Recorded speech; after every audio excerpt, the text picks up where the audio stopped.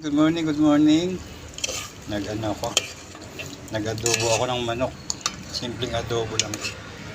Adobong tuyo ng manok. Hindi ko na siya nilagyan ng gulay. Bali, ginisa ko lang yan sa luya, sibuyas, bawang at saka siling maanghang. Yun, tsaka nilagyan ko ng paminta, pampalasa, at saka oyster sauce. Yan, tapos pinatuyo ko lang. Tsaka nilagyan ko din ng konting asukal para pang balanse sa lasa. Ayan. Luto na ito. Hindi ko na pinakita kanina yung nagmamantika. Ayan. Sabi nung kasama ko kasi gusto niya lagyan ng konting sabaw. Pero hindi ko na nilagyan ng sabaw yun. Diba yung manok pagka may sariling may sariling sabaw, nagsasabaw siya. Kahit na hindi mo na sabawan ng tubig yan, okay na.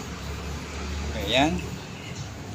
Maraming salamat sa panonood. Salamat.